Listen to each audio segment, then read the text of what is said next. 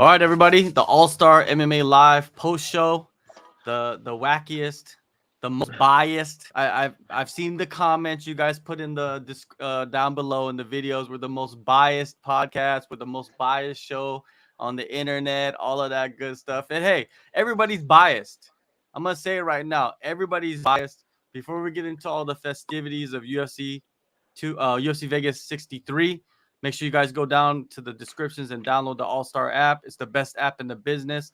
Josh, you should go download that. Play with the app, man. It's better than any app for MMA. Any app. It's got everything. You're on it, man. All your articles, all your interviews, your stats, everything is on it, man. So go check it out. Recommend it to your friends and your girlfriends, your moms and your dads and your uncles and your sisters and your cousins, because my girlfriends, bro. My girlfriends. All right. You had the S. Yeah. You had the S on it. You got my girlfriends. You gotta put the bro. S on there, right? I'm not talking about the ones that you're committed to. I'm just talking about the ones that are, that your friends, your girlfriend. I'm just saying. You know what I mean? I don't want her to get angry about it. I got a wife too. You know what I mean? But I got girlfriends out there. Not that type. But Josh, how you feeling, man? How you doing, man? How's life over there in Australia? I'm good, my bro. I'm good. Yeah, man. Training's good. Fucking life's good. Weather's picking up.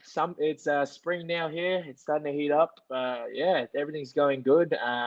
Yeah, what can I say? It's I can't complain, man. I literally can't complain. Yeah, you got that basketball jersey weather, man. That's the best weather to have, bro, right? It is. It's getting warm now. It's starting to get warm. Everyone's going out to the beach. Everyone's, the typical Australian day, everyone's loving it. So it's good. For sure. Right now, as we speak, the whole boxing event's going on, right? Uriah Hall is boxing some football player. If you watch the NFL, you know who the guy is, Le'Veon Bell. Yeah. It's like, man, if Hall gets knocked out by a football player, it's like, damn, like what does that say to? It's just bad, right? Like these crossover fights are not working out too well for these MMA fighters. No, it's not. It's a different sport, but still, like they shouldn't be losing to these guys. They shouldn't. Yeah. So, yeah. Hopefully he doesn't. Right? Is that on right now? Okay. Yeah, it's on right now. It's on the second round. I don't know who's because we're doing the show, but I guess it's on second round. So we'll see what happens. We'll go back to the results in a second. Let's talk about this main event first, man. Another freak accident. I was looking at Nolan King. He posted something about 13 main events in the UFC history have ended in freak accidents, like accidental injuries or whatever, and 4 of them happened this year. Ain't that some shit? 4 of them happened this year. Did it happen in the Apex? Are they all have been in the Apex? I don't think they have, because remember Connor. Oh, that's right. His fight was he broke his leg in the main event, right? So I don't think that was in the Apex. Yeah, that definitely wasn't in the Apex. Yeah. But the Ortega fight, was that in the Apex? I'm not for sure. Yeah, he did. What was his shoulder, right? Yeah, his shoulder. Just like TJ. Just like TJ. Yeah. The TJ thing, right? It just shows you that you never know with fighting, man. It's so unpredictable, right? I was highest level.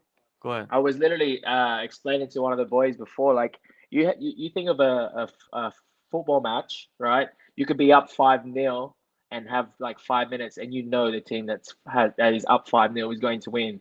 With fighting, literally, you could be winning every minute of every round, and then you make one mistake, and then you get caught with some bullshit, and it's over. The tide has turned. You've lost it. What sort of sport does that? Like with any point-based sport, what does that? Like you can't just automatically change the game with one move. You know what I mean? Think of Usman just recently. Usman and Leon. Like Usman was winning nearly basically all the rounds, and ends up getting caught like in the last rounds. You know what I mean? So it's like there's no sport that has that sort of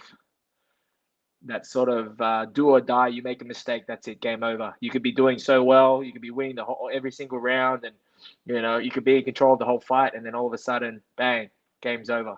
You know what I mean? You've lost.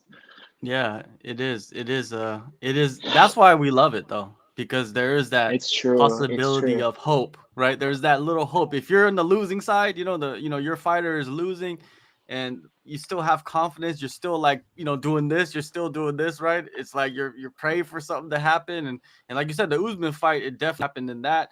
The best one was the Korean Zombie versus Yair Rodriguez. Like one Yeah. second left with the up elbow, like movie shit right there. Movie Literally, like shit in a real like fight. scripted. That was like looked like it was scripted. It's like what the fuck, and you never seen an elbow like that ever, and then for it to be like in the last second of the round, you know what I mean? It's like fuck, yeah, And to be able to unreal. KO the dude with it, like The the dude, Zombie was asleep. yeah, the dude with the craziest chin. Like, that's why they called him the zombie, for him to be put to sleep like that. You know, to be unconscious, like flatlined. Is unreal. It What a is. It sport is we do. unreal. What a sport we Yeah. do. And with this fight, man, Kattar, he comes in. I think this is his like fifth or sixth main event in a row. So he's been doing like 25-minute. There's a difference between 25-minute camps and 15-minute camps, right? There definitely Yeah, is. far. And Yeah, for sure. he's been fighting killer after killer, right? So this was like more of an opportunity for his opponent, Arnold Allen, to kind of be the front runner for a title shot, right? Because this is his 10th win in a row in the division, right? He's undefeated in the division in the UFC. So it's like he needed to show out here, and he was doing a pretty decent job in the first round. But then all of a sudden, Calvin Kattar, who really I don't think he really throws many flying knees, he threw a flying knee and then just landed on his leg wrong. Fuck, man.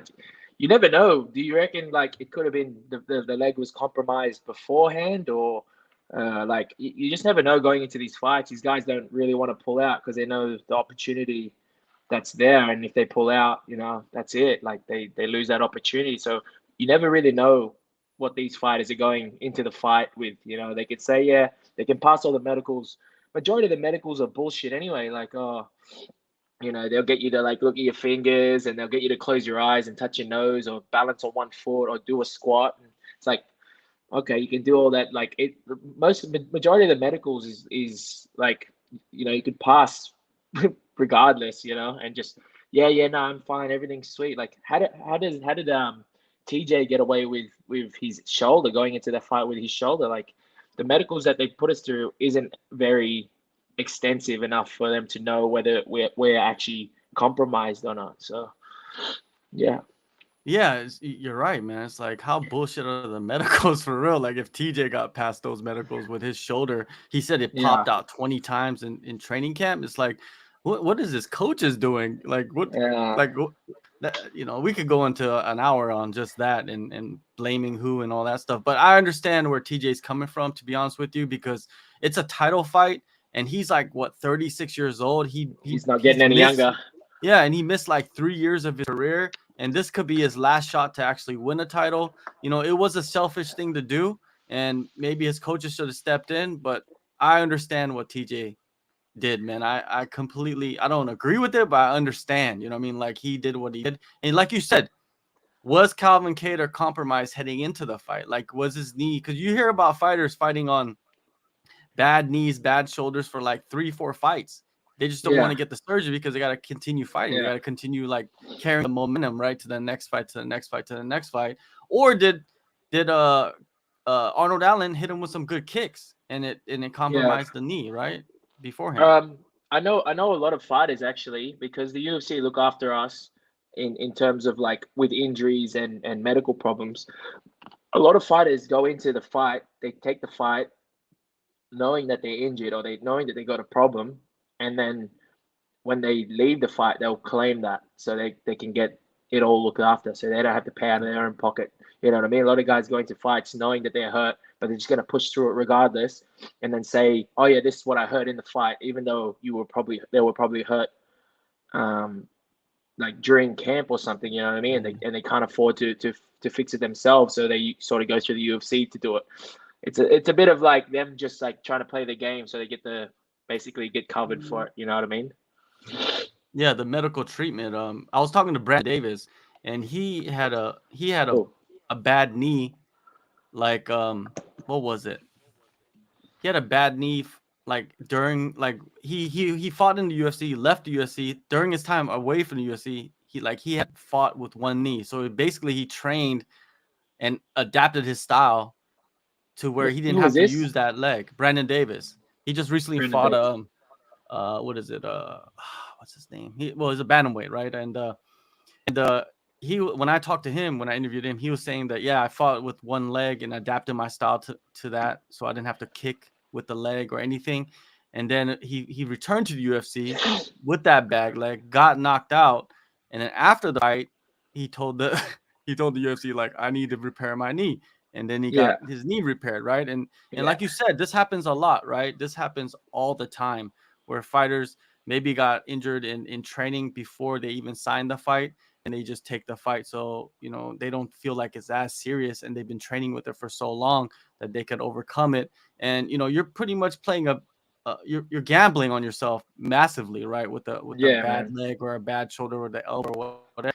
And yeah, and I was talking to Kevin Natividad, who's also a UFC bantamweight, and he said his elbow was jacked up for his first two UFC fights. He just didn't get the surgery because he wanted to continue fighting, and he finally Yeah. got it now. I mean, he's returning in a couple weeks. But yeah, there's a lot of cases like that where do fighters have to go through that? You know what I mean? Like, shouldn't they be getting repaired beforehand? Again, it's one of those. It's like a personal decision whether they want to, you know, like whether they want to push through it and just worry about getting a paycheck from the UFC, or they want to do look after themselves and make sure that they can stay in the sport for a longer time. I feel like those guys that just always constantly push through injuries after injuries, they catch up to you. You know, father time catches up to everyone, and especially if you got injuries, you're not recovering properly, and yeah, it all catches up to you eventually, and it's gonna sideline you even longer. You either deal with the problem there and now and fix it straight away, or you let it linger on and let it sort of build up, and then when it finally hits you, it hits you hard, and you're out for even longer, so or cause even more problems. So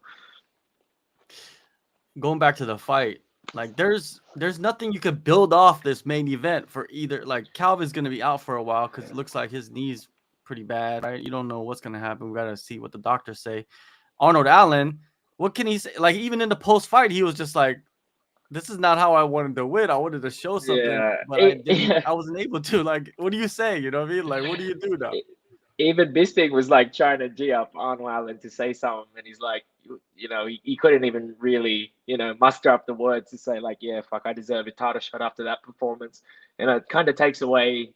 It was very anti-climactic. You expected something big and a challenger to sort of shine through this fight and make themselves be known to be the next number one guy, and something like that happens, and the guy that wins sort of doesn't get the praise because of a bullshit injury. So it's shit.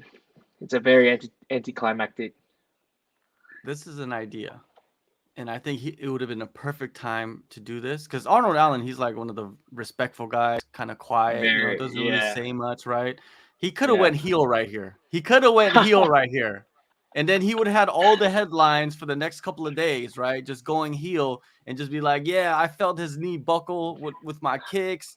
I mean, that's a solid win. Do the Sean O'Malley, even if you Yeah, lose, you win, yeah, right? Like that. yeah. Like he could have done Mentally, I'm that. And undefeated. yeah, exactly. Mentally, I'm undefeated, but like it's 10 in a row, right? That's still a streak in the featherweight division. You know how hard it is. Yeah, You bro. fight in the Wow. division, it's hard to get 5 in a row, right? But to get Yeah. 10, it's an amazing feat for him. Yeah. Yeah, he could have went heel, man. Like, come on, Arnold. Like, you don't have to be Yeah. too disrespectful, but you could have went heel and pointed out some facts that you could have twisted a little bit, right? Like, Yeah, why not? man. Yeah, man. Fuck. So this is the thing about this sport. It's as much as it is a sport, it is about whether or not you can put bums on seats and entertain people. At the end of the day, what we do is entertainment. What we do is to entertain people, and we get paid to entertain people. They like fights. They don't, you know, they like the sport. They like violence, and they like the entertainment side of it. And it's kind of hard to sort of promote yourself if you're really tucked in your own shell, like how he is. He's very softly spoken and doesn't really speak out, and yes, you do your performances in the cage, but you also have to build it up. It's a very fine line that I feel like a lot of fighters still, you know, don't really know how to do it. Like, don't really know how to promote themselves enough, and yeah, get themselves out there. It's like, man, you imagine being 10 wins in a row, and like most people don't know about you just because you kept your mouth shut and you weren't out there. But it's a bit of a shame, to be honest, that you're not utilizing that 10 fight win streak that you're on now in the division.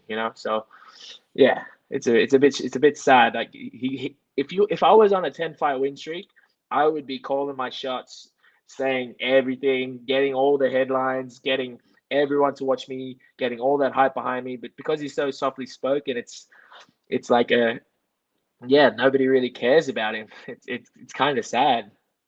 It is, man. Because in any other sport, you win 10 in a row, people are talking about you. You don't even have to say anything, right? Yeah, They're just yeah, praising you on every show. You know what I mean? Like they're calling your name, and other guys are probably talking shit about you. But in yeah, this sport, you got to create the madness. You got to create exactly, the hype, and you could create exactly. yourself. We see many fighters go into the UFC that are not as talented as all these other guys, but just get the bigger fights, get the momentum, get the Yeah, hype. It's yeah, it's sometimes it's circumstances as well, man. Some guys come from a certain gym where they have like a great connection to a certain fight that is very popular, and then that yeah, creates hype for them, and they could build off that. There's a lot of guys that just created for themselves. If I was Arnold Allen, you have to be quick witted as well, right?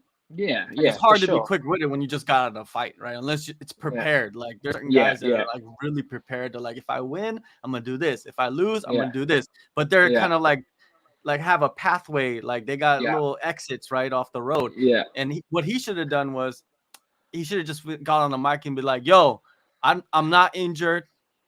Korean Zombie. I heard they're going to Korea in February. What's up?" Yeah, he He could have. should have Yeah, done that. he could have. He could have said anybody. He didn't say anything. All he said was like, "Oh, since Volker's moving up, maybe I can do an interim." Like come on, man. Like you're at 10 fight win streak now. Like say a name, say somebody, say something. Be out there. You know what I mean? You don't even have to be a dickhead about it, but be out there and say what you want. Speak it out into the universe. So. Yeah, Yeah, like fucking. get a headline. That's what you Yeah, want. Like you bro. said, you don't have to be a dickhead. Just get a headline. No, that's Arnold it. Allen calls out Zombie for That's February it. in Seoul. Going to his home. I'm gonna go to his hometown. I'm gonna beat him. And then a couple That's weeks it. later, Volk will. He could have said Volk will lose to Islam, and then we could fight for the Yeah, UFC title a that's couple months another after time. that. That's another headline right there. Exactly. Like, come on, Arnold. Like, Uh, you need people like me at the gym, like telling you, like, yo, this is what you should say. you Because I've do. said You do you do. need people like you, bro. You do. You do. Honestly, there should be some sort of media training that you get. Like somebody should be like training these guys in having some banter, having some shit talking ability, just even a little bit, like how you would speak to mates. You know what I mean? Like when you guys are playing a basketball game or you guys are playing anything, just a little Yeah. back and forth shit talk. That's what you need. And I feel like a lot of these guys don't have that. They lack that, or they either don't lack that, but they just don't feel comfortable saying it in front of everyone. You know what I mean? Where me, I don't care. I'll say whatever. Yeah. Yeah, that's very odd because I know a lot of these dudes, they got close friends, they got their people, right? They got the boys. And when the Yeah. boys get around, you guys say everybody says Every everything to each other. It's part yeah, of like yeah. They don't my care. wife sometimes, like, I'll be on the phone with one of my boys, right? And then we're Yeah. just laughing for like 15 minutes in a row because we're not even talking about anything. We're just talking shit to each other for 15 minutes straight. That's it. Just going back and forth. And we have accomplished nothing on the conversation, right? Yeah. But you gotta take that energy, right? And then put it Yeah. into like post fight interviews, just interviews, whatever. Like that's some guys that have it and some Exactly. guys don't, man. That my coach was actually telling me that, like, the Josh that is with your friends and family, like, is that like, he's just a normal Josh. Think of him, all right? Think of you normally, but just when you're in the UFC and the camera and lights are on you, you're not changing your personality. All you are is going from normal Josh and turning normal Josh to 10. You know what I mean? Crank him up to 10. Show 110% of Josh. You don't have to be a different person, but just be Josh 110%. You know Yeah. what I mean? Just like turn it up, turn it up, be extra with whatever you want to say. Be extra who you are, but doesn't mean you have to change who you are. But just be extra what you are already are. You know. And I kind of took me in. I was like, yeah, you're right. You know, I'm not changing my personality. I'm just being more out there than what I would normally. That's it. Yes, because guys are talking mad shit about other fighters behind Regardless, closed bro. doors. Regardless, Regardless. and half of it is bullshit because you're just fucking around with your friends, right? But Yeah, it is yeah. what it is. Just take, like you said, take that, filter it, and pick what you need to say, and and release it out into the world, right? Like, going Oh, back to bro, what you I've said been. earlier about it is sad that a guy that's on a 10-fight winning streak doesn't have any kind of hype, even though he just, No, he and should he's have so had much good, hype after the Hooker fight, after he and beat he's so Hooker. he's so Yeah, he's good. so What the good. It's fuck? just, what do you do with him? Like, I think the UFC kind of might even get frustrated with that as well. It's Yeah, like, man. yo, you need to help us. You help Yeah, us. like We scratch your back, you scratch our back. You know what I mean? Like, come exactly. on, That's it. let's get something going. Like, they're giving him opportunities though, man. They just gave him a main event. So Exactly. there's He's got to they want to he's put got him. to show out for them. Like I always think about that. Like whenever I think about that somebody doesn't show out and help the UFC by like, being a bit more out there, it always brings me back to Colby Covington hearing about his story about how they were going to cut him from the UFC. He wasn't talking enough shit. He's just a generic wrestler. And then when he went to Brazil and beat up Damian Maia, he just turned like proper full heel. That was like the biggest like full WWE type moment where he was Yeah. like, Brazil, you're an absolute dump. And just like, yeah, yeah. I mean, that is what, Yeah. I mean, you don't have to be like that disrespectful Nah. and be that like that. But I mean, come on, like the UFC want you to they bringing you to a platform. You got to help them, by Yeah, using that platform to build them up even more as well. So it's a give. for sure. And like, what do you do with him? Man? In your opinion, what do you do with Arnold Allen now? Arnold Allen, let me see the rankings. He's sitting at number 6. He just beat Calvin, who's number 5. Ahead of him, you got Josh Emmett at 4, Ortega at 3, Rodriguez at 2, and Holloway at 1. Like, do you see him matching up with any of those guys? Like, do you see the I, UFC doing that? they could give him Max next. I think they could give him Max next and have Ortega. I mean, have Yair and Emmett fight for the interim. I Yeah. see that happening. Because yeah, Volk's gonna be going up fighting lightweight, and that's gonna probably take him out till midway end of next year. So yeah, who knows? Yeah, I think Yeah, that's logical. I think they could match.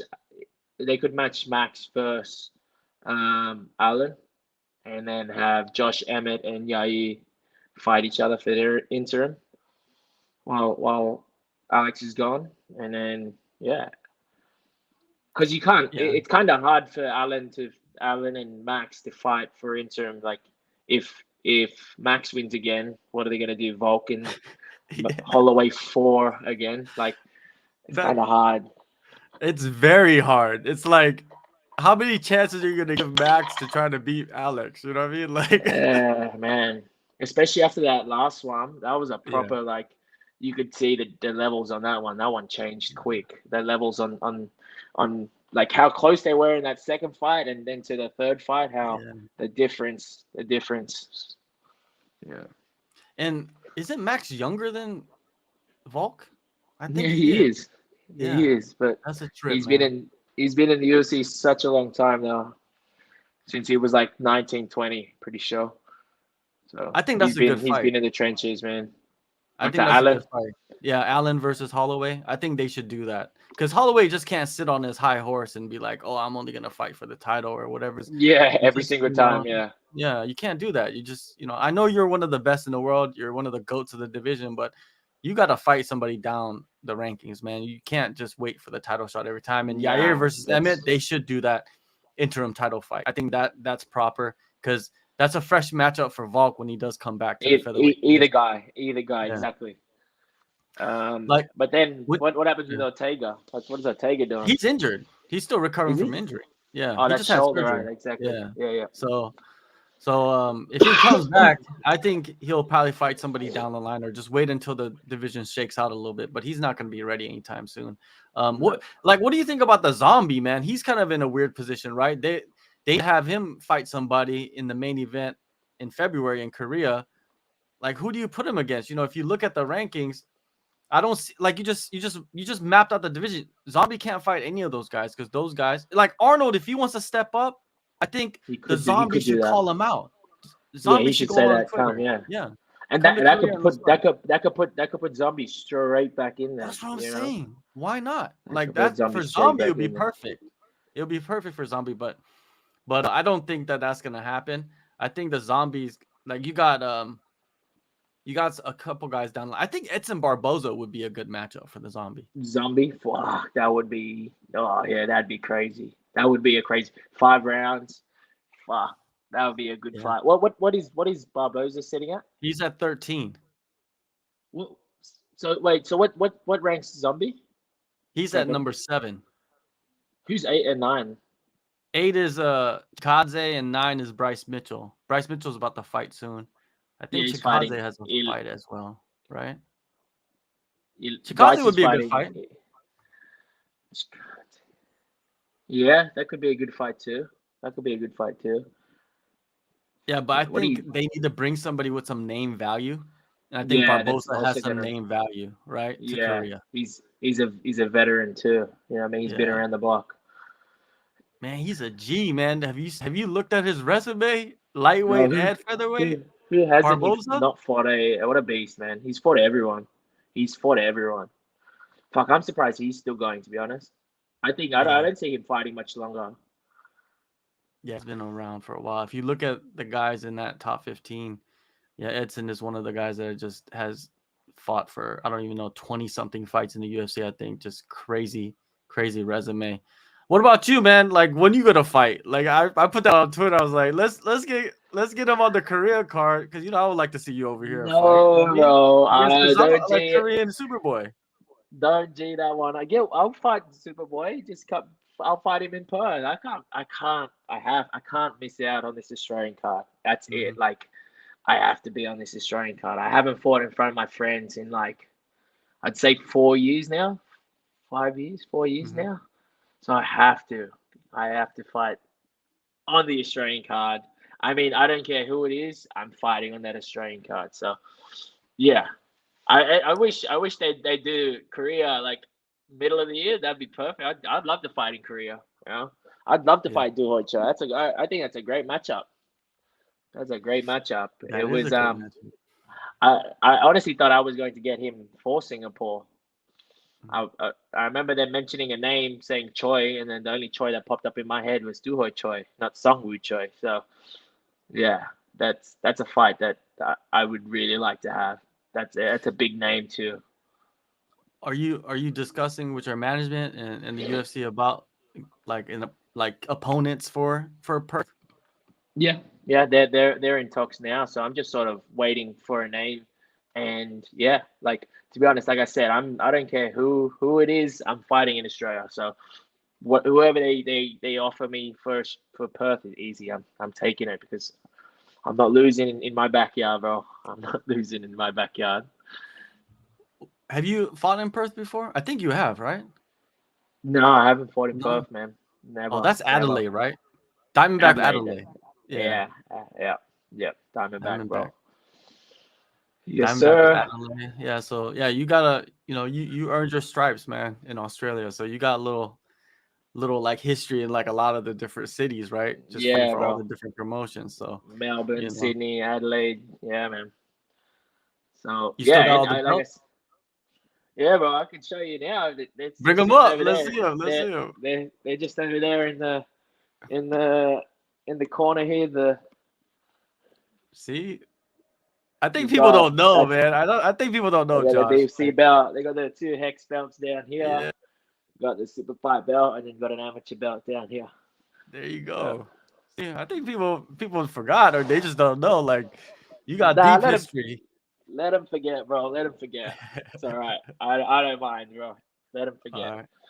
All right. So definitely you're targeting Perth, UFC 284 284. Yeah, 284. Well, Right. That's yeah, a major card right there. Super fight, man. man.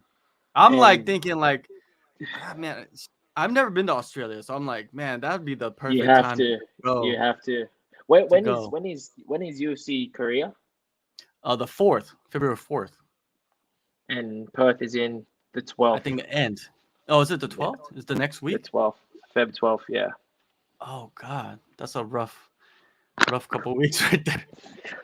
But luckily, I'm not gonna go to cover the show, right? I'll Yeah. go to do like other content. You know what I mean? Not like I'm gonna sit in the arena like typing away and shit like that. Typing out. Yeah. Yeah, I'll be doing other stuff. So, yeah, man, I'm looking at that. I'm thinking about going down there. I've never been to Australia, so I would like to Fuck experience yeah. the That'd be life over sick, there. bro. Yeah, for sure. And Yeah. a lot of the boys that are down there, like I've known them for so long. You know what I mean? Like I would like to meet a lot of the dudes that I've interviewed on the regional scene that will be down there. Yeah. They'll be, that are actually in the UFC now. It's pretty Yeah. crazy, like the last couple of years of just like getting to know all the Australians and the New Zealand fighters and then Yeah, watching man. them become who they become.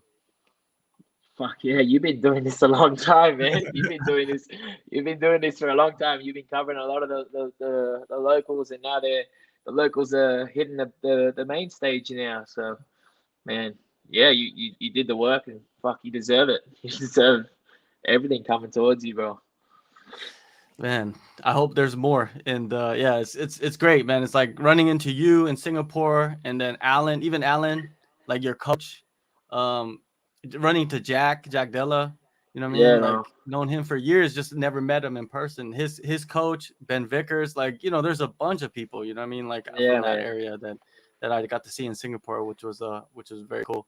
You Now, have yeah, to be on that card, bro. You have to come to a show because they're having Eternal the night that's before. right. So That's you right. have to be on that because we're gonna have a lot of the local boys fighting on there too. And then the day Yeah. after they're gonna have the UFC. So it's like a double whammy weekend. You get Yeah, the Eternal. You have to be there, bro. You have I'm to gonna be have to there. I'm gonna have to look at the flights, see what they cost. Yeah, Like, yeah. You yeah, gotta get in there early, bro. yeah, man, it'd be good. Now, what was the co-main event? Oh yeah, Max Griffin And Tim versus Means. Tim Means. Hey, Max, was that a split decision? Oh man, even Tim I don't Means think was so. like shaking his head during when they were announcing like 28 Tim Means. Tim Means was like, Yeah, I nah, didn't think like so. Max won that one, man. That was a clear win for Max. Yeah, he I did it. like He did Max a good. lot, man. He's like become. I think a lot of people pointed him out like early in his UFC run. You know what I mean? But then he's just developed this style. Now this style is just in your face, overwhelming, and his striking is becoming better. He's starting to knock guys down. You know what I mean? Even his last fight against Neil Magny, he knocked Neil Magny down in the first round, and a lot of people thought it was a much closer fight. They thought he might have won on the judges' scorecards. Mm. But yeah, he has insane cardio, and there's something to that, right? There's something to having a certain level of cardio where a lot of guys don't have, right? Even the UFC, you'd think that they would have better cardio, but some guys just they drop off like at the second round. Some of them, right? Yeah, yeah, yeah. It's with cardio, man. I feel like a big thing to do with cardio is having composure.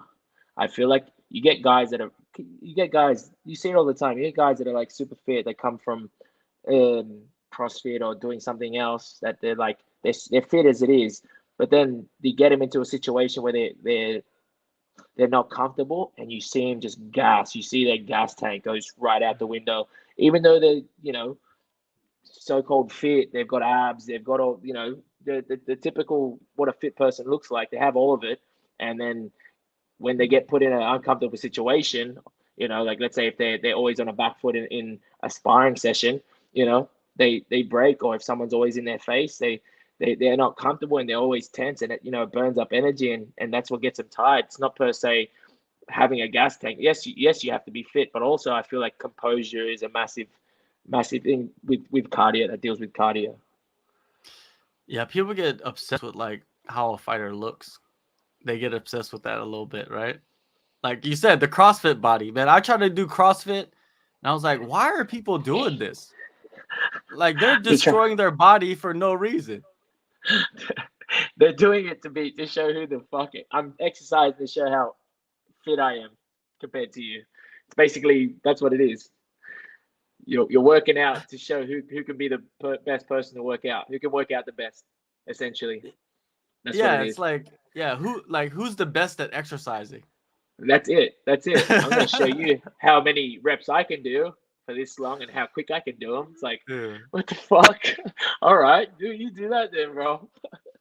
And then on top of that, they want to take like, that they're juiced up like a motherfucker, right? Oh yeah, Like fuck these man. dudes. I've seen. Did you see that chick that is in that CrossFit game? Like she's the world's fittest chick. She won the Cross Yeah. X Games. Yeah. Fuck, the size of her, jacked, like just no neck, arms bigger than my head, and just like, yeah, fucking solid. Dude. Like, she's like, yeah, nah, she's clean. Yeah, 100% she's clean. Yeah. That's rampant, man. I've been talking to a lot of people about that, like how rampant steroids is just in regular gyms. You know what I mean? Just like regular people taking steroids. There's so many people out there that are taking steroids. Ridiculous, right? You've been around the gyms and shit like that. You see regular people coming, even in jiu-jitsu. In jiu-jitsu, look at the ADCC. You telling me those dudes are not juiced? If you're not juicing in jiu-jitsu, it's like you're the weird one. It's like, wait, you're natural? What the fuck? Like you're the weird one if you don't juice. So it's like, yeah, fuck. I don't like that, man. I don't like that. It's different. It's different, I guess. Yeah, that you see some dudes like walk in, they're like 45 in jiu-jitsu, and I'm like, you're 45? Your body looks like you're 25. What the hell are you eating, man? Yeah, Like, yeah, it's just, bro. carrots Yeah, look. and berries. Yeah. I'm fucking, vegan and I got this Yeah. weight like this. Like, you know what I mean? Fuck Like, off. it's pretty wild, man. Like how rampant it is. Like outside of like the MMA world, that the Yeah. juice is just the secret juice. Paul Costa carries it around. He's been Yeah. passing it around to everybody, right? So it's pretty insane. The But thing, yeah, I don't know. With Paulo Costa, like he obviously gets tested, but man, like that I just don't know how he's built like that. Like he's just built like fucking like he was sculpted by the gods. Just makes me feel bad. some dudes are just born like that, right? Some dudes are Bro, just born like him, it, and Yoel, and like Yoel was when he was fighting in the UFC. How old was he? Like 42, 40 something, yeah, right? And he was still the way he looked. It was just like, yeah. surely you were made in a lab. Like, it's ridiculous. Like, fuck. Jealous. It's Get that me it's jealous, that bro. it's that goat weed. That goat weed juice. See GNC. They sell all that good stuff out there. It's over the counter. They got it for you. So yeah, it's pretty wild, man.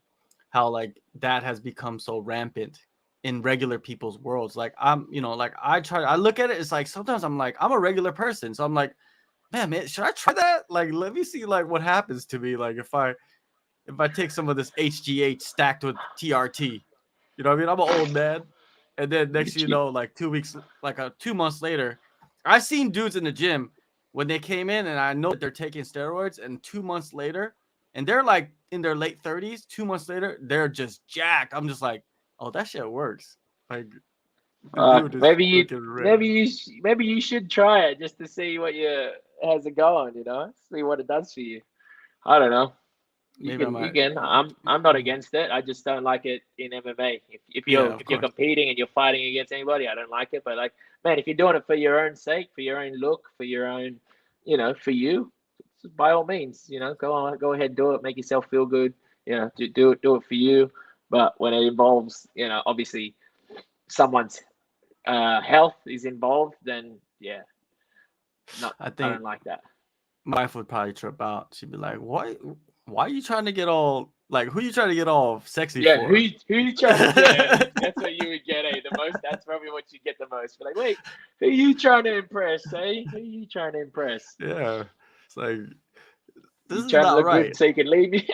You trying to Yeah, look good so you yeah. can leave me? Yeah, there's that whole argument right there, right? There's that whole Yeah, that's conversation as well. You know, that shit could happen for real. Like that could happen. People know. that's why People know. that's why Like, your missus always tries to get you fat and just feed you and yeah, get you eating all the time, just so that like you're not gonna impress anyone. You're all hers. You know, yeah. it's a trap. It's a trap.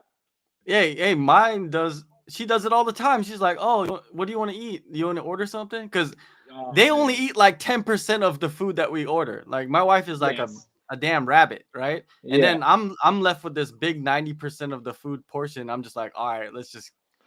That's why in the That's pandemic I got up to like 90 kilos, dude, because I was just like jeez.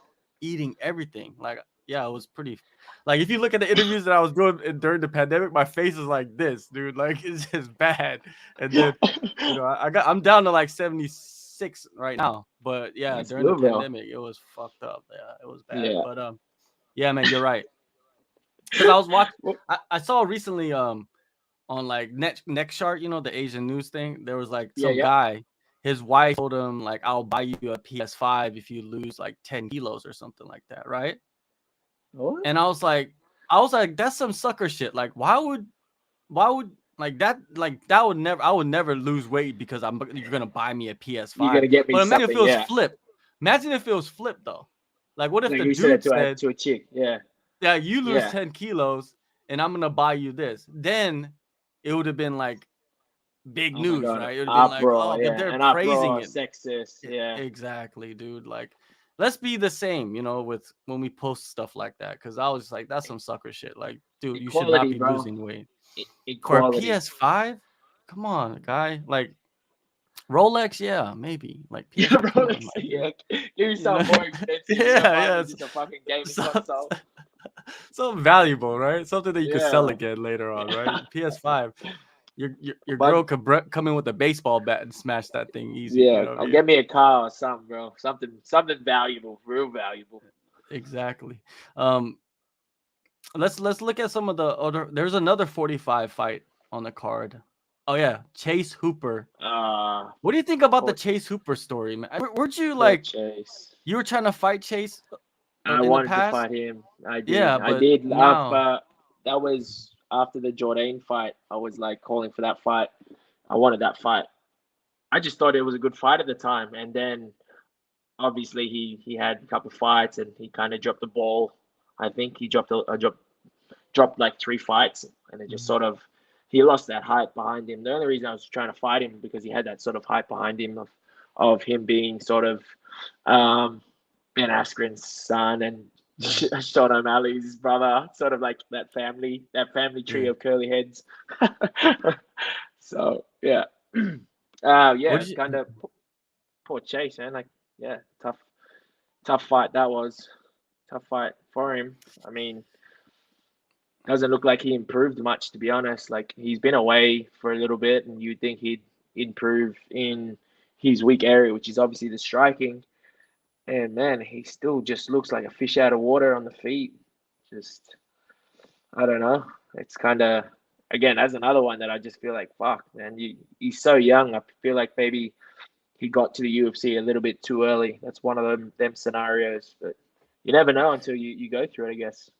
Yeah, because like it's sink or swim, right? So some guys they need to go through that regional scene. They need to fight different types of styles. They need to experience 3 rounds, maybe even 5 rounds, right? At that level, at the regional level, maybe fight for a Exactly. title, feel the nerves, feel the Yeah. energy. If Yeah. maybe someone come in talking shit to you, you need to fear that as well, before you get to the UFC. But Chase, he was just kind of thrown into the wolves. And I like Chase. He's a nice guy, man. I've interviewed him a few times. And I actually interviewed him ahead of this fight. And he seemed like he was making the proper adjustments. He was going out to Wonder Boy's gym like a couple times this camp to train with them, for his striking. But it could be the case of too much too soon for Chase, man, and he needs to maybe step away. And I don't know if the UFC releases him, but because I would never want a fighter to be released for UFC. I would never say like you need to release, because there's a lot of guys online, even in the media, that Mm, are like, oh, you got to release that guy, right? It's like, no, man, you want someone to mm, get fired from their job, Like they worked Yeah, their I know, whole fucking right? life for this, and you want them Yeah, to get bro. fucking fired. If the UFC releases them, release them. Yo, like you Yeah, don't get to decide. Like it's like retiring. Let them yeah, retire. Don't you don't have to tell them to retire. You don't have to say, yeah, "Oh, you've been getting beat up." This is their life, yeah, dude. This is their yeah, livelihood. bro. Like It, it's like telling a firefighter to retire. It's like it's telling a it's cop to retire. Like it's you have no right. the fans, MMA fans, we have the best MMA fans. Like we got like real diehard fans, but we have the best and the worst because they're so. What is it? They can't they don't relate to us because they haven't gone through what we've gone through. All they see is what happens in the cage. That's it. That's all they see, and then they see if like whether or not we win or lose. Oh, who cares? He fucked up my parlay. He fucked up my bet, and that's all they care about. You know what I mean? They sort of look at us as if we're just fucking race horses or race dogs. You know what I mean? That's to us to them. All it is just basically a fight. Once the fight's done, they don't really care. That's it. Like we have diehard fans, and then we have fans that are like that. So we have like a mixture of both. You know what I mean? They're very fickle. One time they'd be supporting you, and then the next time you lose, fuck. Oh, he's shit. He doesn't even deserve to be there. And then the next time you win again, oh yeah, he's always gonna be the next this, the next that. Like MMA fans are very, very fickle like that. You know what makes MMA different from, or just fighting in general different from any other sport is that a lot of the guys or girls or whatever fans, they played that particular sport when they were young, so they understand like what it takes to become that level of a athlete, right? Like they played baseball, little league, they played football for their middle school or high school. You know, a lot of guys have that experience, right? So they when they watch football, I think the fandom is a little bit different than MMA, because in MMA, those guys, most guys have never fought ever, and they've never trained like a fighter. They've never done anything like that. They might do jiu-jitsu here and there, but you know, when people do jiu-jitsu, they do have a certain level of respect for fighters, right? Because Yeah, they know yeah, like what it takes to just do jiu-jitsu. Imagine yeah, throwing in striking and wrestling. Don't even talk about fucking wrestling.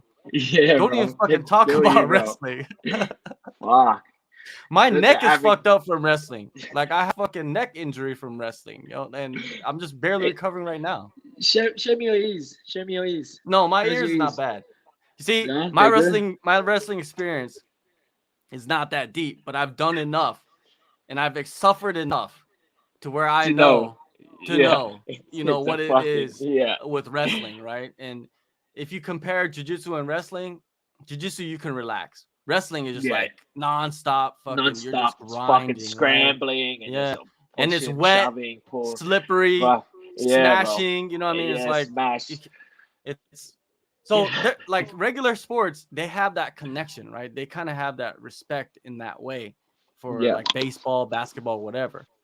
Because and then with fighting, it's not like that. And that's why I no, feel like the fandom is the way it is, and it's always gonna be like that. Because no one's you know, someone might get in a you know, you get on that World Star, you see World Star, right? Like when the fighting on World Star, and you see some of those guys, they have skills, right? Because you know that it looks like they actually trained a little bit or something. Like you yeah, start to see yeah. nowadays the evolution of fighting. So maybe it will get better. I don't know. Maybe it will get better. But when gambling's involved, people become the worst of themselves. Yeah, Yeah, yeah, one you hundred know, percent, one you know. hundred percent. So Yeah, yeah, it's gonna be a trip, man. It's gonna be a trip to see like what it becomes in the next 5-10 years with even the fans. But Steve Garcia, maybe they'll throw you his name. He just won pretty easily, man, against Chase Hooper. yeah, yeah. Could be him. I don't mind. Like I said, anybody. I don't care. I'd like to think that I'm a bit further up the sort of featherweight Totem pole. rankings to be not having to fight him and sort of be Yeah. looking more closer towards the top 25 guys.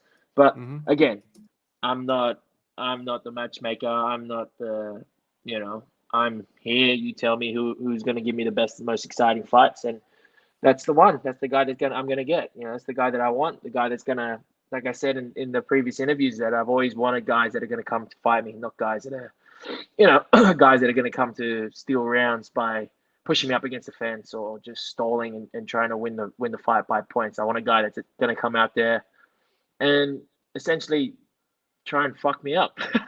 That's what I Yeah. want. I know it sounds bad, but that's what I want, because I feel like that brings, I don't know, it gives me a different type of energy when I know they have that type of energy towards me. It kind of gives me that same way. It gives me that green light to return the favor back, sort of thing. When you debuted, I remember that. I remember when you debuted, you fought at lightweight, and you had to take your chances, right? You had to take your chances to get your foot in the door. It is what it is. That's Do it. you kind of That's push it. that out? You know what I mean? When you look at your record and be like, hey, that fight didn't really, I had to take my chances, but that fight was just like, that's not even my weight class. But since then, man, you've done fucking well for yourself, right? Like in the draw, a lot of people thought you won that fight. They was like tripping. You remember, like with the draw, right? But yeah, the Jourdain fight was great matchmaking. Xiaolin Long, he was a wrestler, a Yeah, that's what I straight mean. wrestler. Yeah, I'm a he was a straight straight wrestler. wrestler, and you don't want a guy like that in your next fight. You Nah, I want a don't want guy guys like that. I want guys that are gonna come and try and knock. Well, if they're gonna like do Sung Woo that, and Choi. they, You want a Sung Woo yeah, Choi, like I another want one. a Sung Woo Choi or a Charles Jourdain. Yeah, I don't want a guy like Jalen Turner. yeah. A Jalen guy Turner's that's like a fucking welterweight. 6'4", fucking machine. He's a beast, man. That kid is definitely a dark horse in that lightweight division, man. Oh, He's look what he did to his last one, Brad. Riddell, man. He Like, choked out Brad. and it wasn't that he even choked out Brad, but he hurt Brad on the feet before he Yeah, choked him out, and yeah. he did it like made it look effortless. Like, fucking hell, who does it to Brad? Like, no one does Yeah. that to Brad. Like, No. Brad's a beast. So Turner, yeah, I was talking to Arman uh Sarukian, who's Suryuki, yeah, yeah, yeah. he's like top 10, right? And I asked him like, who do you think's gonna be like the top 5 fighters in next year at lightweight? He mentioned Jalen Turner as one of those guys. So a lot of people got their eye on him, man. It's a hard fight for a lot of dudes. So No, yeah, it's just he's he's gifted. He's got the reach. yeah, He can make the weight. He's tall. He knows how to use. There's a difference. You can be tall and not know how to use the reach, but he knows how to use the reach and length, and he knows, like, when guys, everyone's gonna try to step to him and try to get in on the inside, and he just knows how to fight on the inside now. He knows guys are gonna be diving for his legs. He knows how to elbow a knee on the inside, and he knows how to stay long. And he's a finisher, man. I'm pretty sure all his fights that he's ever won has been by finish. I think he's got 100% finish rate. So what about I'm just gonna throw names out there, me. Julian Erosa. that That's a fire fight right there. that is a great fight. That is a great fight. I like that fight. Yeah. He's a guy that comes and yeah, he fights, man. And he's Yeah. not one dimensional. He goes for it all. Like, he'll jump on Yeah. your neck. He'll attack everything. So yeah, that's a real good fight. Yeah, and he's on like a 4 or 5 fight winning streak as well. Like you said, you want somebody Yeah, that makes sense, somebody that's yeah, coming that up, makes you know what I mean, sense. that's near That's the coming top up as 15. well. Yeah. Yeah, That's a good fight, that's man. Even like a stylistically, like a Andre Fili's a phenomenal fight. You know what I yeah. mean? He's another dude he's another dude that comes and he fights too, and he brings it. Yeah. He's got that. You can just tell the guys that have that dog in them. There, you can tell that these guys, they want to. They in as much as they want to win the fight. You can also tell that they enjoy being pushed to the limit and enjoy Yeah. the challenge. So he's one of them. So Yeah, man. There's a couple. There's a couple out there, man. Fire matchups. We'll see. When do you think like they're gonna figure that stuff out for you? Do you think it's gonna be in like the next month or so? yeah, for sure. I reckon within the next 1 or 2 weeks, to be honest. Once they figure out Oh, the name, yeah. you want to get into camp. You want to get into camp, Yeah. huh? Oh, but I'm already starting, to be honest. That's the reason why, like, we started this thing a little bit later, is because I just finished sparring, actually. So Okay. yeah, so that's why we had to start a little bit later. It's all Yeah. good. It's all good. Yeah, man. What do you do with Chase Hooper though? We talked about it a little bit. I think that What they what should is just be what like, is what is he what? what's his record now? What is he going on now? Oh What's his man, it's not that bad a record. I don't think. What is it? Do you see it? Let me see. um He is. Oh, he's only lost once. His last fight before that, he won by TKO. To be fair, he's lost against good guys. He's only lost to good guys. He's lost to Alex Caceres, Steven Peterson, now Steve Garcia. Maybe they'll swing you Alex Caceres next because he's 15 right now in the rankings. Alex Caceres, yeah, I like that. That's Push that one. That is a sick fight. And the thing with that fight is that I've watched Alex Caceres like since he was in the Ultimate Fighter House. When I was a teenager, he was in the Ultimate Fighter House and he was fighting. Who did he fight? Michael Johnson. He was on the Josh Koscheck versus GSP Ultimate Fighter House. Fuck, that would be so fucking sick. That would be, yeah. Alex Caceres. I'd put him as the number one guy that I'd like to fight right now. Him would be the number one guy. Alex Caceres, Julian Rosa. Julian Rosa. I like what's his name? He just won. Nate Landwehr.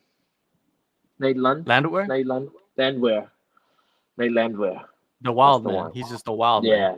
Yeah. That's another one that I like too. That would be a good fight too. Again, all these guys that I'm saying, they're either like on a couple fight win streak or they're like in the closer in the top 25 guys. I mean, I'm in no rush, but at the same time, I'd like to be fighting closer to the top than fighting the bottom. I want to build a name. What about the guillotine choke, dude, from the side? What is it? Trayshawn Gore. Did you see that one? Yeah, I did, bro. Trayshawn was just wrestling him the whole first round, and then the second round, what's his name? He just shot in and just like kind of half-assed his shot, and then just locked it up, and then just didn't never let go. Dude tried to spin out, and he just held on to it. That's a good grip. And then just put his lights out. That was it. What's the nastiest choke you've been caught in? Like where you were like, man, I gotta tap to this. It's like a I don't know what the name of it. It's like the guillotine, and then it's like called some other fucked up name. It's essentially the same as a guillotine, but instead of your head facing towards the ground when someone guillotine you, you've tried to spin, and it's basically like you're looking up to the ceiling as someone's cranking your head. Makes sense? Oh, yeah. I think I've seen that in like one championship. You know, like a guillotine, like that's like that. You've turns and like your head's getting cranked like that. Like it's basically opposite direction. It's basically a spinal. Like it's not even a choke. It's basically like I'm fucking snapping your back right now. Neck crank type thing. It's like because I'm like basically where the choke is on the back of my head, and you're cranking upwards like that. I'll be caught in that one. I don't know what the name of that is. Whatever the name that is. It's probably the fucking decapitator or some shit, bro. It's some wild shit, some 10th planet shit. Some weird ass. Yeah, there's like I've been caught in chokes where I like try to hang on too long, and like of course either you go out, but like I've had like my blood vessels pop in my eyes from getting caught in even like triangle chokes, and these are against fighters though, like not just against regular people. It's like against fighters. You know what I mean? You try to do too much against a fighter, they'll fuck your ass up. Like you know what I mean? Like you have to tap, bro. Tap sooner, tap early, and tap a lot, bro. That's what you want. I always say it with beginners, bro. They fucking treat like every roll is like the world championships in the gym, and I'm just like, why are you going so hard? What do you win? What do you win in the gym? Like, and these guys are like full, fresh, brand new guys. And you can just tell them they're muscling out of everything. They're bridging and they're bench pressing each other, trying to squeeze the life out of each other. And it's just like, what? What are you winning? What are you trying to fight? What are you fighting for? Like, so that's why I always say to them, like, don't treat it like it's the world championships. Tap often, tap soon. You know, you'd rather be tapping than fucking being sitting out for 3-4 weeks because of some bullshit injury you didn't want to tap to, you know, just because you didn't want to tap to a couple seconds earlier. Yeah, I've rolled with people, and then like I've got caught in like belly down arm bars and hyperextended my arm, and it That's it. just That's for that sort of 6 months. stuff is just so quick. That stuff Yeah, sometimes just happens so quick, and you like don't really know until someone's weight is on your arm, and yeah. your arm's already extended, and all they do is just shift their weight onto it. That's it. Like, pop. It's bad That's when they why. could hear the pop. They could hear the Yeah, pop, and they're like, "Oh shit, yeah. what the hell?" Oh You know what I mean? fuck. Like, and they're like, "Oh man, Yeah. I'm sorry." It's like, it's my fault. Man, I should have just tapped and just reset. You know what I mean? But Yeah. shit happens. Like, what about It like does. neck Yeah. issues? Like, how bad have you had neck issues? Because I think neck issues is like one thing that happens to every fighter, and they just have to like kind of deal with it because it's just part of the Um, game. Mine's not so much neck, man. Mine's more so much like back. Trying like my neck always stable. It's like when they go to pull on my head when we wrestle and stuff, or like when they try and snap me down, it's more my back trying to like fight it. You know what I mean? Instead of like I'm feeling it on the neck. I'm like my posture is good. It's just that my back is the one that's carrying it. It's like I'm leaning forward or some shit. Yeah, it's never really my neck. I never really get any neck problems. At the gym, we always do like a lot of neck strengthening exercises anyway. But yeah, I don't really have any neck issues. More probably from the back, from all the wrestling and stuff. And what was like the worst of the injuries for yourself? I don't think you've been injured too much, right? No, man, not too bad. Probably the worst was probably my knee. Actually, yeah, against Jalen when I actually hurt my knee. Um, the week that I found out that I was going to fight, which was basically gave me 10 days notice. I hurt my knee the weekend before. I think it was like a grade one tear, LCL tear. So it was like very little, and then yeah, the Jalen fight ended up hurting it again in the Jalen fight. So foot got caught in the cage. Like there's like a little dip. I don't know if you see it, but like if you watch in the UFC cage that they have like this little gap. So like it's like canvas, and then there's like this little gap, and just in between that little gap in the cage, there's like it just dips in. Mhm. There's nothing in there. It just dips. It just dips in, and you see a lot of guys like whenever they try and sprawl up against the cage, you see these guys dig their feet into that little spot. And it just so happened that as I was circling out, my foot got stuck in there, and then my heel got caught against the cage, and that's what twisted my knee. And yeah, and then it was just wasn't. I mean, it's not like I was winning the fight, but I feel like I could have done. I could have at least lasted the fight without that injury. You know. Who was the one that got their foot caught in that gap? They like was rushing forward and they like pivoted and then their foot just got stuck and they were just like Was that stuck there. Who was was that? that was that Blood Diamond versus what's his name? That dude, the wrestler, No, the he dude just that just fell. like, huh? He just fell. Oh, did he? Because I remember Yeah, he he just like fell. like the round started and he like ran the opposite direction and then he like got stuck in the cage in the corner and then Bloods just went over there, ran over there and just tried to tried to fuck him up. So I was just like, was that? Is that the one I'm thinking about? No, it's a different one. Who was that? It was it Robbie Lawler? Who was that? It was somebody, man. Like their foot Who's was literally just stuck in the cage. And they were trying to pull their foot out, and the other guy was like, "What the hell is going on?" But he just ran over there and started pounding on him. This is in was it? UFC. Was it Robbie Lawler and Rafael dos Anjos? Was that fight? Was that fight? Fuck, man. But there was an incident like where someone's foot was literally just, like stuck, and you would think, "Yo, um, maybe we should do something about that because it is something that people use as like a defense against wrestlers against the cage, Yeah, right? Like they dig they, their feet they dig the feet. You see it. They're like I'm like watching one of the fights now that's playing in like a highlight in the back, and you can see like there's like a dip in the cage. Yeah. how effective is that though? Like as like a Nah, defensive wrestler. man. Nah, you don't want to rely on fucking on a cage to help you defend a takedown. I mean, it's very little. It's like one of those things where you see guys, grab gloves or grab shorts, like very little. Like it'll help you like the tiniest bit, but it won't be the game changer. You know what I mean? You see guys get grip shorts or grip like gloves and stuff, but it's like one of those little minute things that's you're still gonna need to know how to fucking defend a takedown, or you're still gonna need to know how to defend a punch. It's not gonna be the game changer. Like there's fence grabs, right? like fence Yeah, grabs, you know. those are big ones because like someone could be like up in the air about to get taken down, they grab the fence, and that's like that dude works so hard to get a takedown, and then he gets just a warning for that, and the dude used so much energy to try and finish that takedown just for it to be stuffed because the dude grabbed the cage.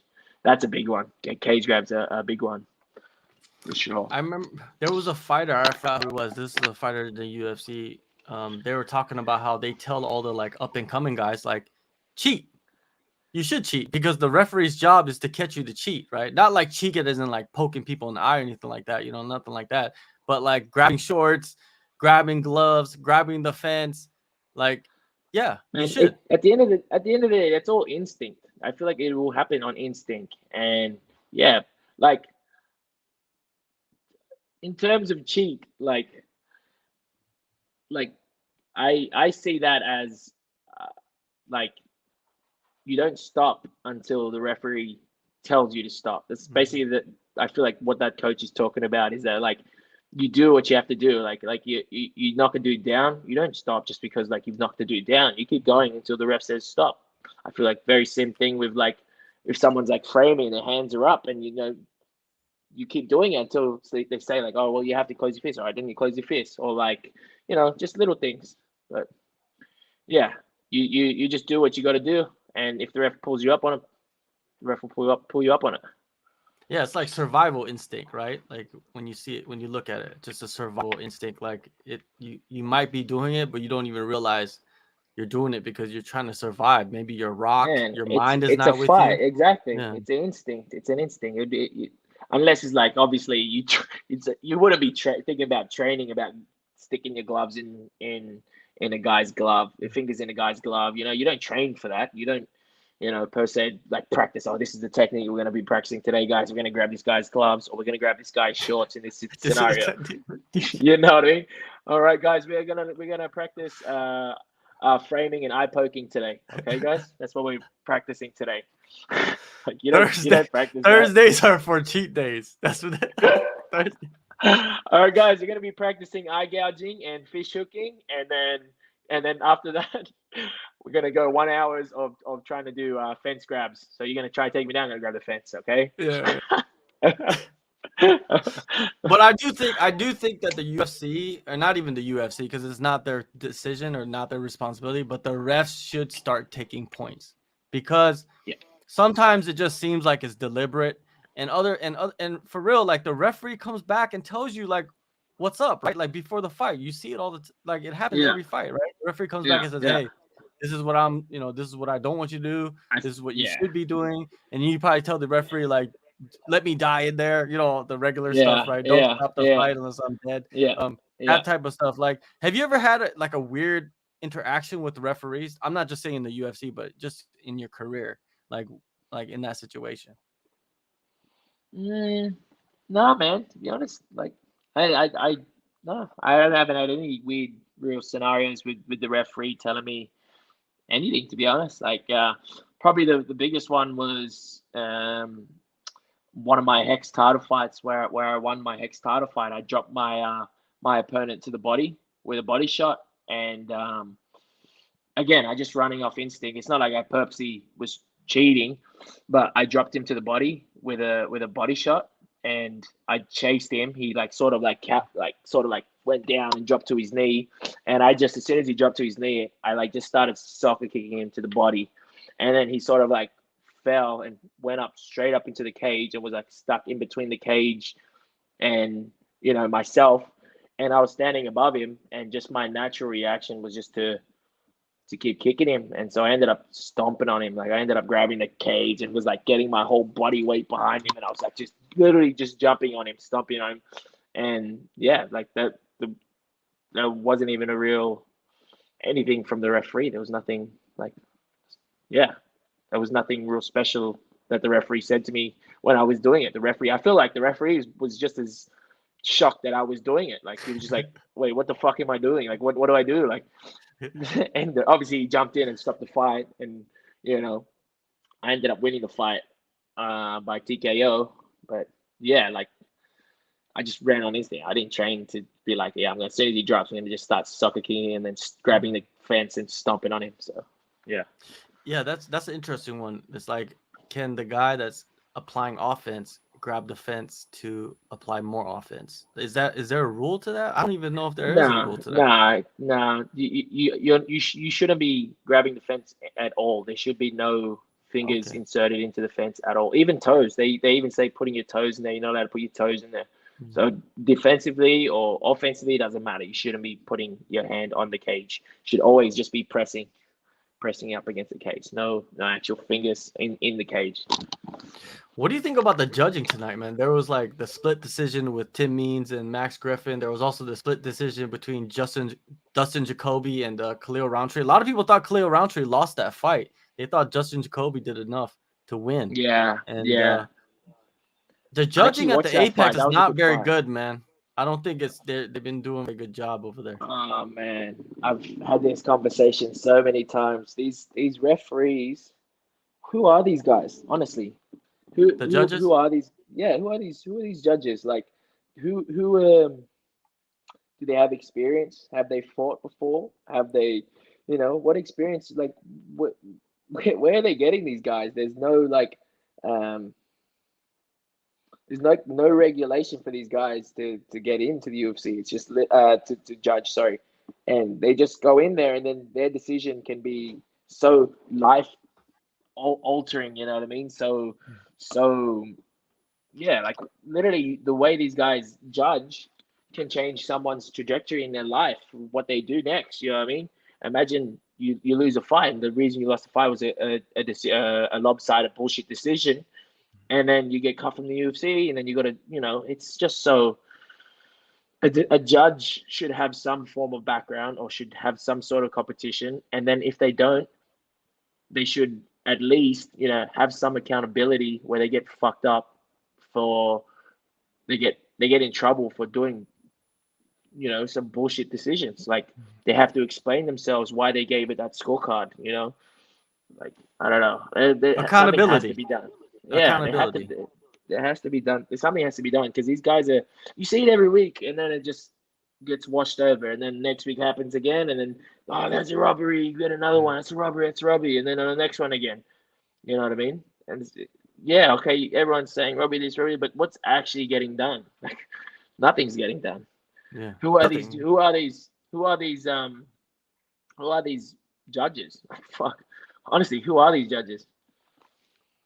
Most of them are just from the boxing, I believe. But there are Exactly. some And then some judges that do have an MMA background, but there is not enough. It seems like, because what about let's go back to your fight against Charles Jourdain. It was a split draw, right? So did you get your win bonus for that? I did. Dana came up to us in the back and said that was Okay, such a good fight, and he was like, "Yeah, I'm gonna give you both you both." But imagine if I didn't though. yeah, Imagine if you'd be Dana pissed. wasn't exactly because of a draw. You know Yeah, what the fuck? and that's the Oh, worst part. The draw is the worst, because it's like if Dana doesn't come back and say like, yeah, you guys deserve your win money, you don't yeah. get it. Like there's nobody to No, go talk to. You know what I mean? no. It's just What do I do? they come up There's to you no. and they Yeah. control it. And then Yeah. even like Exactly. your fight against Choi in Singapore, that was a split decision as well. And everybody was like, "What the fuck is going on?" I'm Yeah. Korean, man, and I was there at the fights, and I was like, "That does." Imagine if they gave that fight to Choi. Like you could be on the chopping block, like you just said, the trajectory of your career. Exactly, bro. Exactly. Exactly. Like it's so cooked, man. Honestly, they it's fucked. Literally, it's fucked. These guys change. These guys really could impact people's lives. Other people's lives more than just the fighter themselves. It could impact their partners' lives or their families' lives. It's fucked. And yet they get no accountability at all. Like they could just brush their hands off. Okay, that's another fight card done. I get paid regardless. Yeah. To them it's nothing. Like it's another day. Who cares? Yeah, imagine like you were getting paid like Peter Yan. Peter Yan gets paid some Yeah, serious cash, right? And you yeah, lose yeah. that fight, and a lot of people are saying that he won that fight. It was, I believe it was a close decision, right? But The thing is, like, imagine losing like hundreds of thousands of dollars because of judges. Hundreds. That's a house. Hundreds. Exactly. Like, what do we do? What do we do though? Well, come on, like surely you should know. Like, you've been around the game. There has to be something done. Like, surely. I feel like the only thing that we could probably do right now is to put the scorecards out on the table during the fight. Let people know what the scores are after every round. The coaches know, the fighters know, then the fighters can put it into their own hands, right? Like, if you're losing or if the fight is close, like you thought you can't guess. The guessing Yeah. is gone now. Like, the coaches Yeah. know, like, going into the third round, like, even the Khalil Roundtree fight, like, it's tied up. Yeah. Now you got to go out there because if you don't know, then your coach might be telling you, okay, like, pull off the gas pedal a little bit. Yeah. You know can what I mean? coast. You can coast Yeah, now. yeah. Yeah. But I think all these worries about open scoring is gonna, like, make the sport a little boring, or people are gonna coast. I don't think people are gonna coast more. I think people are gonna go for it more because Yeah. they know that they're losing, and then Yeah. if you're losing, you're gonna chase after them, and if you're winning, now you got to counter this dude that's trying to kill you, and you Yeah. got to go harder yourself. Like, I think in international events they should start trying to do it, like, open I scoring, think so too. I because the think that UFC that is commissions that themselves. is that is actually really good. That's actually really good because then, like, again, it's like what sport, like, again, it's going back to them point sports where, like, you know what the score is at a certain time in the game. Like, you imagine turning on a NBA game and seeing a team up by like 25 points with 3 minutes left. You're just like, these guys are these guys are done for. That's it. Like, you already know the score. It's like every sport that you know what you need to do to accomplish to win. With fighting, you just don't know. And the criteria, I feel like a lot of these judges, they all have different criterias. Like, what is scoring these days? Like, what do they score? What is the value? What's the value? Like that Yan and O'Malley fight. Did they value any of them takedowns that Yan did? You know what I mean? Did they value any of that? Like, any of that control time or any of that ground and pound that he did? Like, or did they just see the strikes from O'Malley on the feet? Like, again, the criteria needs to be looked at as well. Like, what is still the damage should still be the biggest judging factor. Like, someone could punch me 5 times and be soft, but if I hit you once and wobble you, I win that exchange. Oh, definitely. That's definitely also, like, significant strikes. What the fuck is a significant strike? Like, how do you What know is if it? it's significant? And also, when Yeah, someone lands on your arms and your shoulders and shit, are you counting those as, like, landed that strikes? strikes exactly. Like, if someone's covered up, like Peter, he likes to cover up, right? So a lot of the Yeah, strikes yeah, are landing on his yeah, arms and his, yeah, like, his shoulders and shit, and that's yeah, his yeah, defense, right? Do they even know that? Are they educated about, like, how Peter fights and how he, like, covers up and shells up and blocks things? yeah, Like, exactly. I don't understand. They need to be more educated, but also, like, the only thing that I think they could do really is to have open scoring, like, everybody knows the scores, and the in close fights or close rounds or whatever, the judges need to explain themselves. Like, why did Yeah. you give this round? Because, like you said, there's too much money up for grabs. Like, the Mm. trajectory of the career is largely, resulted from, like, the judges' decisions, right? And judges, yeah, it's like, how do you know all of this, and you just, let's go Yeah, to the rush next your hands. event. Exactly. And that's the thing that burns me the most is that to them, to them, it's just, oh, who cares? It's I did my job. I'm getting paid regardless. Okay, imagine if you fucked up your job, you shouldn't get paid half your pay. Then you know what I mean? Do what Yeah. like what the fighters have to go through. Imagine feeling like that.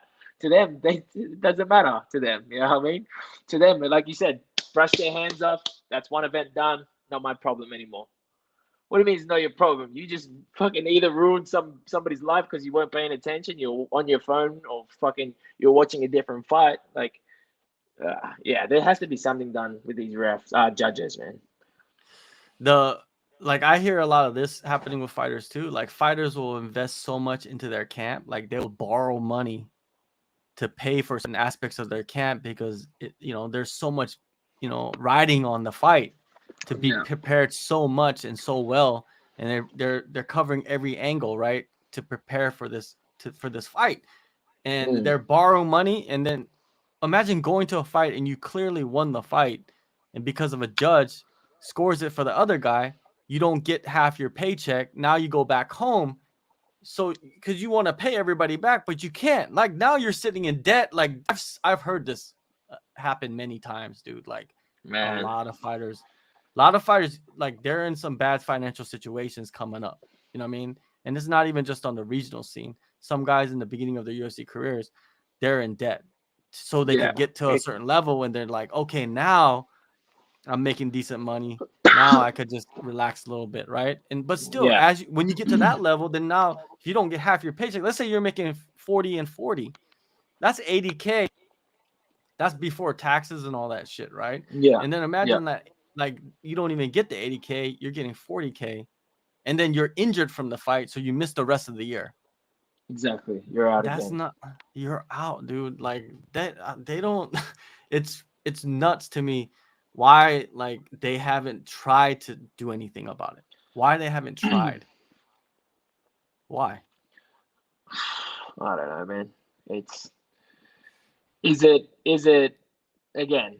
It fuck. Who knows, man? Honestly, there's just so many different things that we can speculate and talk about, but like, when is it actually going to get done though? Like, we can say all this good shit and have all these different ideas to try, but when is it actually going to get applied? You know what I mean? So we can have all this good shit and talk about it all, and again, talk about it, have the good ideas, and it still won't happen. Every week Yeah. we're gonna get another Yeah. fucking this is a robbery, that's a robbery. Until we have full clear cut decisions. Yeah, and that's what I feel like that open scoring is gonna do. It's Mm. gonna tell them, okay, you're down or you're up, you know. So it's gonna force the fighters there to fight differently. We got about like 8 minutes left. So let's get into, about like what you're up to right now. You know what I mean? Of course, there's a lot of good training out there. Igor MMA, shout outs to the big man over there, Igor. Yeah, yeah. Igor MMA. But are you still going out to freestyle when you can? Is that still Uh, something? it's a bit hard at the moment because we Mhm. have a lot of amateur fighters at our gym now that are coming up, and they also have a lot of amateur fighters, and a lot of our boys are fighting their boys. So it's kind of like, Ah, as much as I'm like also a coach at the gym, I'm like the team, sort of like a team captain at the gym. I'm like, you know, always trying to help them and game plan for them, and try to be like a big like the captain figure of the gym, and yeah, like a big brother to a lot of them. So I try to avoid that conflict because obviously if I go over there and I'm sparring over there and I see their boys, they're gonna obviously think like, oh, Josh is here, he's gaining intel, yeah, and it's yeah, like, I don't, and I don't want to have that sort of like conflict. So sometimes I just like, for now, I'm just like letting it like, yeah, you amateurs, you guys do what you guys got to do. But when I in camp, I'm gonna go down to freestyle. I'm gonna have to do my work. Like, I don't care about whatever you guys are doing. Doesn't involve me. I still have to get my work in, and which is obviously train with Volk. So, and obviously train with like Jamie and all yeah. those guys down there. Yeah, I think there's a right way to do stuff like that. You know what I mean? Yeah, You don't have to yeah, completely like, oh, now we don't train together because yeah. this this is a My situation. team's fighting your Yeah, team. Yeah, yeah, because like later on, as these amateurs come up and become pros, you could be training with those guys in the future that you probably fought as an amateur, and then building yourselves up because it's how it is. It's Anzacs exactly. against the world, right? Exactly. Like I was like me. If you really think about it, Jamie fought Volkanovski, and now they're Hmm. they're main training partners. You know what I mean? I fought Blake Donnelly, and now he's one of my main training partners too. You know what I mean? So it's like, it, yes, you guys probably fight in the amateurs and whatnot, but as you guys come up, people fall off, and you know it's hard to get good training in. So you end up training with the guys that you fought before. So it goes full circle. It goes full circle. But also, I also don't want to go to Joe's gym and sort of tread on his toes and make them feel a little bit uncomfortable because obviously we're going to be standing across the cage as coaches versing each other. So I don't want to make it that awkward. I don't want to be going to the gym and making it like awkward you said, like that.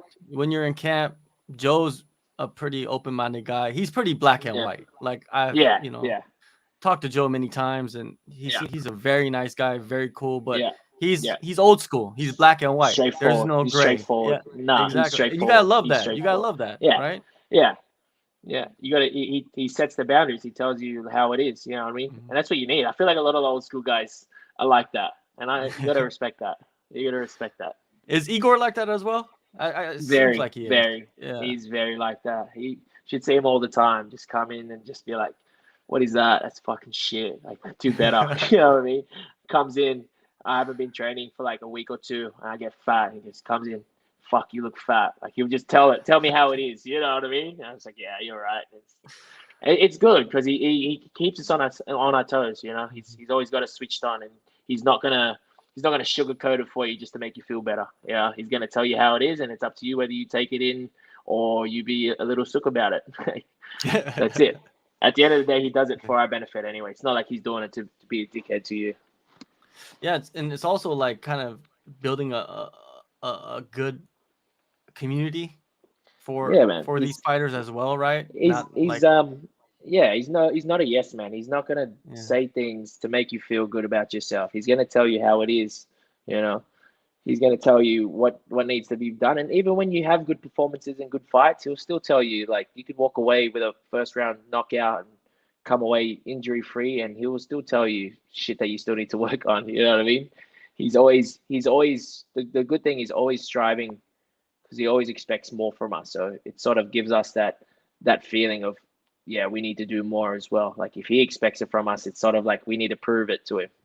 He's got like that dad role where he's like, Dad, I want to make you proud. He's got that sort of, aura to him when it comes to, like coaching and stuff. It's good that you found like that solid connection with like a head coach, and then that head coach as well allows you to go get other coaching and is open-minded enough to allow you to go to, because there's some old school guys as well that are not open-minded. They're black and white, but they're still not open-minded at all, right? No. At the end of the day, if a coach, this is what I feel like, is like with anything, if a coach is trying to limit you and feels like you're going to run away, then they never really wanted you for you to be your best. They wanted you for them, for their sake. You know what I mean?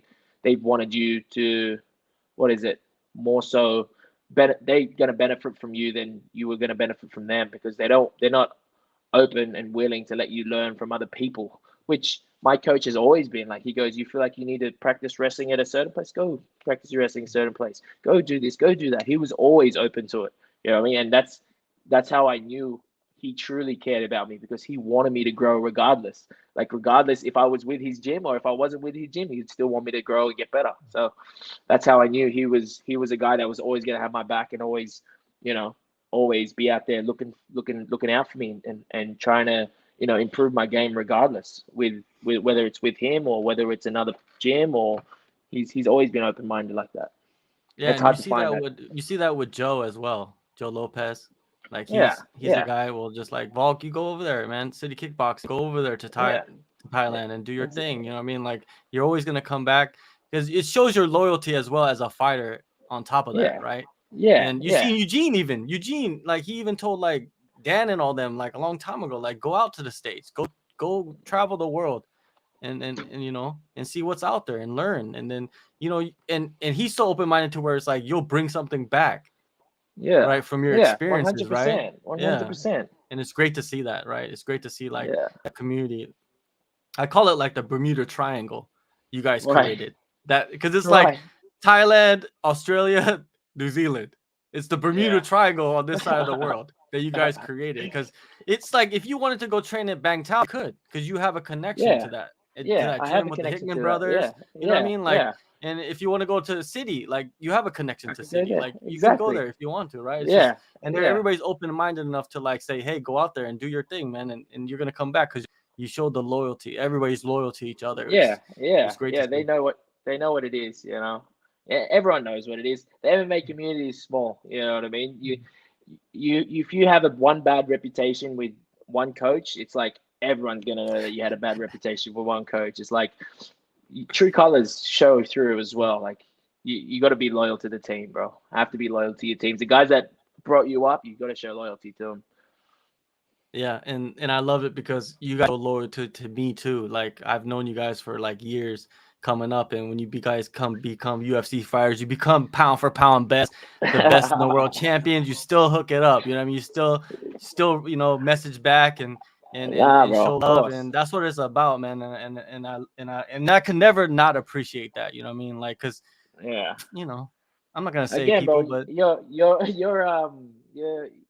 I you you're like, what is it? How do we put it? You're like a guy that's like us that just came up from fucking nothing, trying to do what you do, and what, just because now we've gotten to a certain stage in our careers that we're gonna feel like we're better than you when you were there interviewing us and making us feel like the fighters that we are today. You know what? We're just gonna change up on you. I don't like say again that that's a moral thing. Like if someone was out looking looking out for you from day one, you're just gonna turn your back just because a little bit of status. You got a little bit of status. Some people know you now. You're a little bit famous. Like that's a moral thing. That's a yeah. yeah, that's a very moral. And I feel like with the Australian, the Australian New Zealanders, I feel like we have that. We have that sort of, that yeah, you came up with me. You were there grinding with me. Fuck, we come up together. Yeah, for sure. Yeah, man, let's end it on a positive note. Everybody go into the descriptions and download the AllStar app. Josh, we're going to bring you back on probably in the middle of camp or something, just to check up on you and chat shit, because basically that's what we've been doing for the last hour and a half is just chatting shit. And yeah, and there'll be more things to talk about, especially while you're in the grind. So, Josh, Yeah, thank you, bro. man, so much, man, for the time. Thank you for having me on, bro. Appreciate it, honestly.